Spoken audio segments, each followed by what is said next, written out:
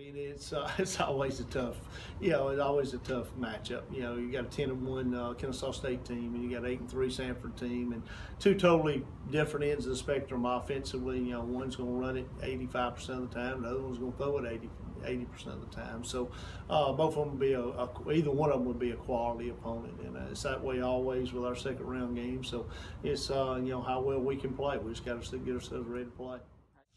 If I was not a football coach, I would have ended up being a veterinarian. I love animals and horses, cows, stuff like that. So I'd probably been a vet if I wasn't a coach. I know that may catch some people as a surprise, but that's probably what I would have done. Well, I mean, I think it's just, staying grounded on the why I'm coaching, and it's not just ball and winning games. It's more about people and developing men. I think that's what God's, got me doing, and that's the reason my platform's gotten bigger and bigger is that's first and foremost is what kind of men we're turning out. So no matter where you're doing that, whether you're doing it at a high school level or a college level, and that's our focus day in, day out. I played everything in high school. I was a four-sport athlete. Played football, basketball, baseball, ran track. So had some chances to go play a little junior college basketball, go run track. And I decided, hey, I want to coach.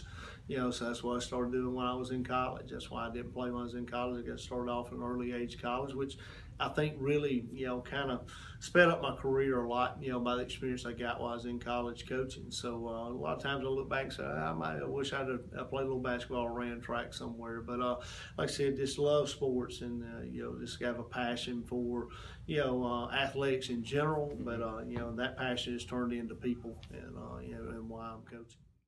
Oh, he's been so many, he's been a lot of people that I don't even know. I mean, I remember growing up and idolizing Tom Landry and reading every book I could get about Tom Landry and Don Shula and, guys like that. And of course, in Alabama, you got to choose, Bear Bryant, So, I mean, you pattern yourself and read the philosophies of those guys in coaching. I mean, those have been constantly studying people and trying never to quit growing in that area. And got started off, I had a good high school football coach in Raymond Farmer. I had started out under, probably one of the most innovative, coaches I've ever been around in Reagan Clark. So I've had a bunch of mentors along the way.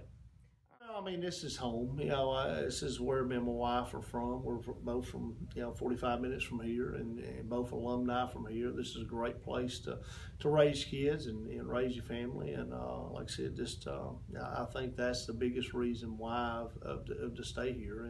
And look, I'm never out looking for a job, and like I said, I've turned down a few, but I think this is home.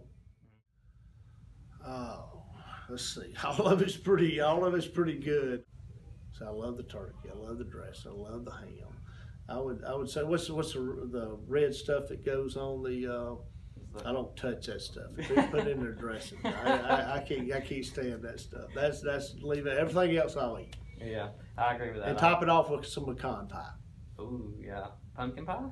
No pumpkin pie. I'm a pecan pie. Pumpkin pie is another one. I'm a pecan pie guy. I'd say I'd love to meet Jesus, and I'm gonna get to do that one day. So I mean, that's who I would say. Boy, it's hard. I mean, so many favorite moments. I think you get so much gratification out of so many different things. But I think it'd be hard. I think you'd be discredited. Some of the things in high school.